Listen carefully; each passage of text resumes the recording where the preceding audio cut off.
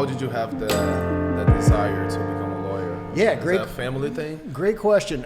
Yes and no. My dad kind of instilled the thought in my head as a young man, and I still remember what he said to me. He said you should look at law school, because I was considering PhD and some other avenues coming out of high school, kind of forecasting what I wanted to do. And I remember asking him, like, well, why law school over a PhD? Because he has a PhD. And he said, well, with law, you can do anything. He said, if you have a law degree and you're the world's worst lawyer, you can go teach it at some university and make 75 grand a year and get summers off. You can work in a corporate world, you can be a practicing attorney, you can do a lot of things. And so that really kind of sunk in for me, and I started really focusing on it. Didn't do very well on the law school admission test to start. And I was actually one of the, I want to say it's 1% of the people who took it a second time and actually did worse the second time. So didn't think law school was really for me, and just the stars aligned later on in life, and I got in. Yeah. You know, that was it. But it was kind of instilled in me just the opportunities it presented, and I just kind of followed through, man. That's awesome. How it happens. Yeah. Yeah. So let's continue down that road. Steve, you just said there's so many different ways and a lawyer or attorney could go, and you land in basically defense attorney, criminal defense, right? Correct. So what encouraged, or how did that connection? So I grew up on the south side of Galesburg, and I didn't live necessarily there. I lived at Lake Bracken, which is kind of a nicer, at the time anyway, more affluent area, but I ran around on the streets, and I was friends with kids who were from kind of disenfranchised demographics, et cetera. And I got close with these people, and I realized, hey, these are my friends. These are the people I want to be around. These are the people I want to help, et cetera. And so when I got done with law school and I came back, I actually had the opportunity to be a prosecutor. I had the opportunity to be a civil lawyer or be a criminal defense attorney. And I like the people who I help. I know a lot of the people who need help, and it just kind of fit. It just kind of fit. And being from the area, name recognition is huge. Yeah. So knowing most of the people I was going to end up defending, because I grew up with a lot of them and I saw a lot of the shit they pulled, it was just the right move for me. At the same time, it's got to be fun. I mean, it can't be a boring, dull moment. Crazy cases, crazy people. You come in and I'm saying, hey, man, I messed up, Steve. This is what I did. And You you're ever like, heard what? that saying, truth is stranger than fiction? No. There is no job like mine where that is more true. Yeah. I mean, people come in and they'll tell me things, and I have to stop, and I think they're messing with me. And I'm Right. like, nah, you didn't really do that, did you? And they're like, no shit, man, this happened. And Yeah. I'm like, seriously? And it just is what it is. But it keeps it interesting. It keeps it fun. And I travel to 12 counties. That's always something that has kept it good for me and light. I'm not the kind of guy who could just sit in an office and drone over, text and text and text. I have to get out. I have to talk to people, go to court, think on my feet. That kind of stuff just kind of fits me. Sure. Okay. So, yeah. And it's Clark and Glasgow law office. Yeah. You guys alone you're not your traditional. You guys do an amazing job through advertising. You got some solid commercials They're out everywhere. there. Yeah. I see his face everywhere. Yeah, the commercials, billboard, and you guys have fun with it.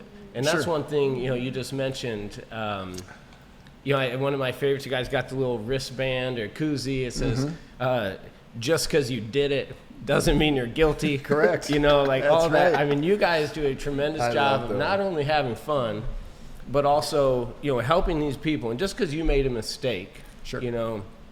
I like to get into the schools and talk to kids as many chances as I get. And that's one thing I always say, you guys are still young.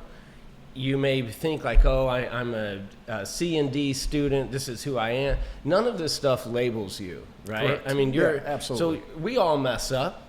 Some get caught. Some do stuff. Some keep doing stuff, whatever. But, just because you've had this incident happen to you, it doesn't mean that you're forever labeled or titled or supposed to be that guy. No, absolutely. And as far as our focus is with respect to advertising or marketing, we just remember we're regular people, man. And that's what we have to impart or communicate to potential audiences.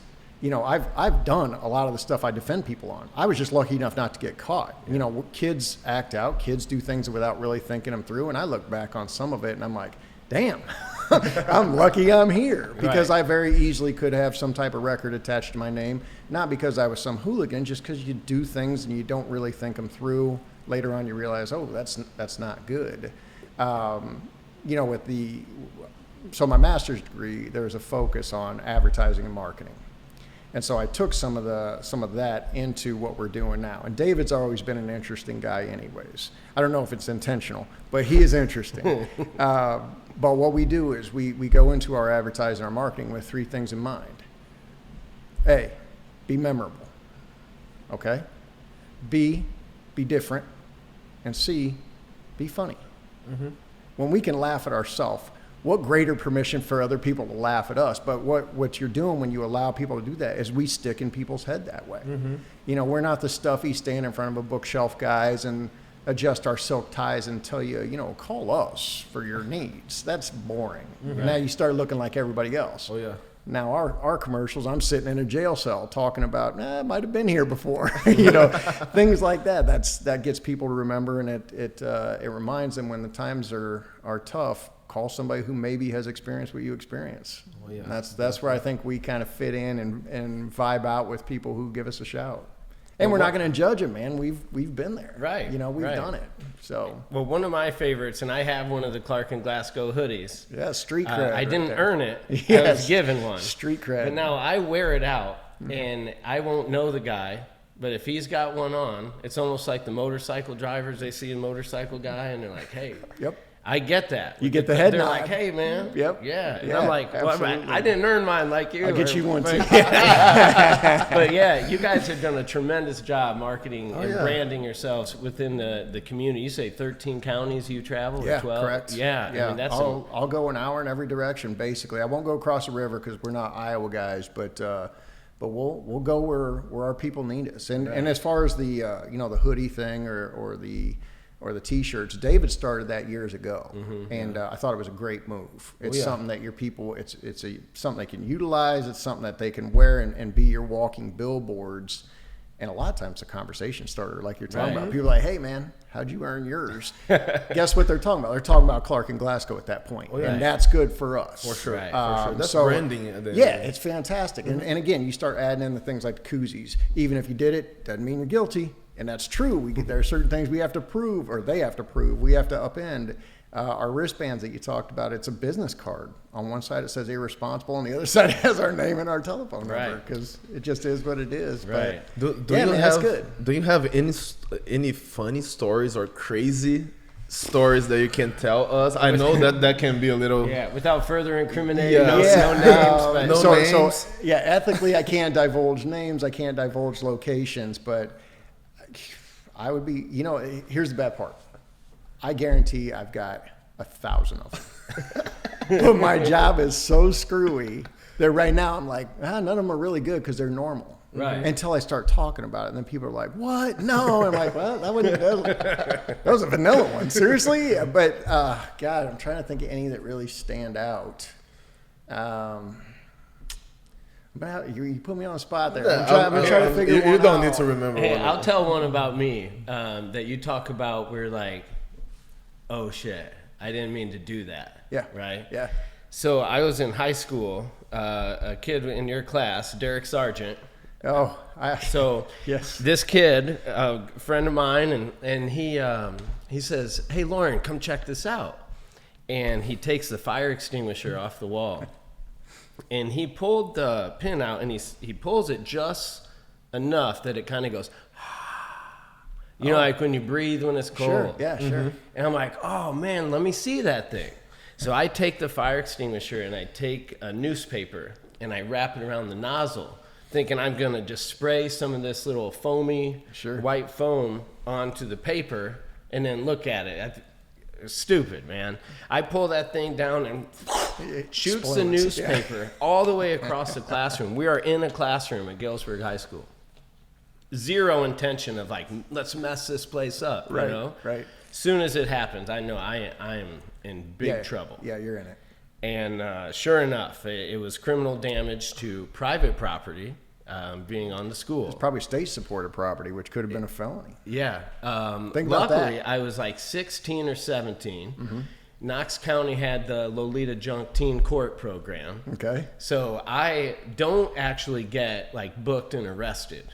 I go through this teen court program, which like keeps it all off your record. Sure. And I'm like, I get kicked out of school for 10 days. I had 2 weeks to stay home. Now my parents had me stay home for about 2 months, but it was a complete mishap, right? And I messed up. It was so stupid. Now thank you, teen court, for sending me to good decision workshops where they taught me to think before you act because your actions have consequences. Well, let me tell you. And look at me now. When you started that, talking about Derek Sargent, I was like, I know where this is going. It's not gonna end well. Hey, Derek was one of my really, really good friends since, gosh, I want to say the 4th grade or 5th grade. I saw him not long ago. Good dude, but yeah, he was always a wild man. He is the quintessential guy for acting first, and then after he's done, he'd go, ooh.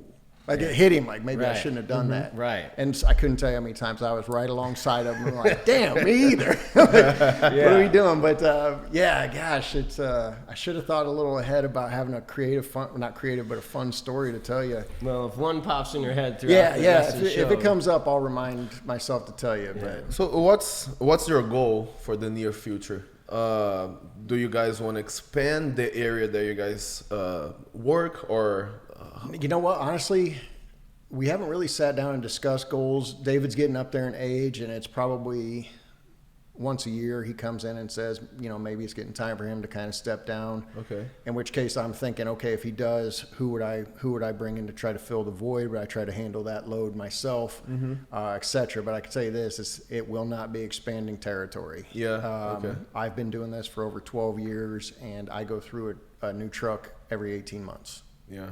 Not because I want to, just the miles rack up. It's time to get rid of it.